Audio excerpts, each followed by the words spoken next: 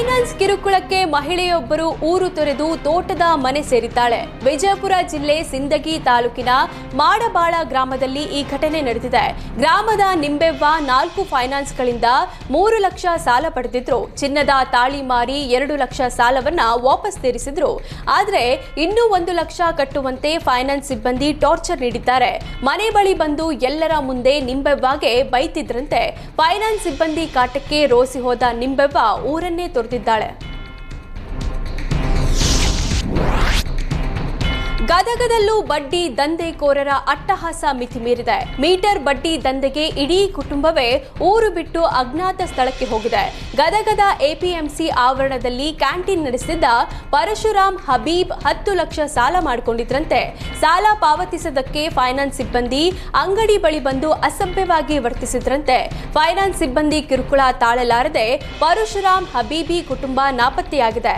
ಅಜ್ಞಾತ ಸ್ಥಳದಿಂದಲೇ ವಿಡಿಯೋ ಮಾಡಿ ಪರಶುರಾಮ್ ಅಳಲು ತೋಡಿಕೊಂಡಿದ್ದಾರೆ. ಮೈಕ್ರೋ ಫೈನಾನ್ಸ್ ಕಾಟಕ್ಕೆ ಜೀವನ ನಡೆಸೋದು ಕಷ್ಟವಾಗಿದೆ. ಕಿಡ್ನಿ ಮಾರಾಟ ಮಾಡಿ ಸಾಲ ತೀರಿಸಲು ಮುಂದಾಗಿದ್ದೆ. 2 ಬಾರಿ ಆತ್ಮಹತ್ಯೆ ಮಾಡಿಕೊಳ್ಬೇಕು ಅಂತಲೂ ನಿರ್ಧರಿಸಿದ್ದೆ. ನಾನು ಜೀವ ಕಳೆದುಕೊಳ್ಳುವ ಮೊದಲು ಪರಿಹಾರ ಕೊಡಿಸಿ ಅಂತ ಮನವಿ ಮಾಡಿದ್ದಾರೆ. ಮೈಕ್ರೋ ಫೈನಾನ್ಸ್ ಕಿರುಕುಳಕ್ಕೆ ರಾಜ್ಯದಲ್ಲಿ ಬಡವರ ಬದುಕು ಹೈರಾಣಾಗಿದೆ. ದಾವಣಗೆರೆಯಲ್ಲೂ ಮೈಕ್ರೋ ಫೈನಾನ್ಸ್ ಭೂತಕ್ಕೆ ಉಪನ್ಯಾಸಕನ ಕುಟುಂಬ ಕಣ್ಣೀರಲ್ಲಿ ಕೈ ತೊಳೆಯುವ ಪರಿಸ್ಥಿತಿ ಎದುರಾಗಿದೆ. ಉಪನ್ಯಾಸಕ ರವಿ ಮನೆ ದಾಖಲೆ ಆಧಾರದ ಮೇಲೆ 6 ಲಕ್ಷ ಲೋನ್ ಪಡೆದಿದ್ರು.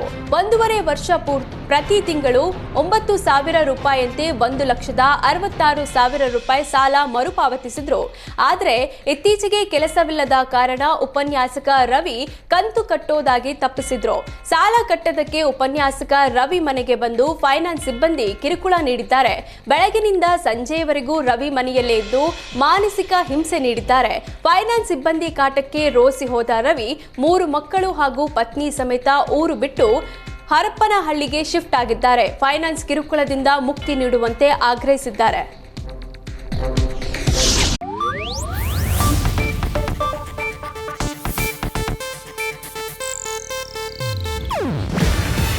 ಇದು ಏಷ್ಯಾನೆಟ್ ನ್ಯೂಸ್ ನೆಟ್ವರ್ಕ್ ಪ್ರಸ್ತುತಿ. ನೀವು ನೋಡ್ತಿದ್ದೀರಾ ಏಷ್ಯಾನೆಟ್ ಸುವರ್ಣ ನ್ಯೂಸ್.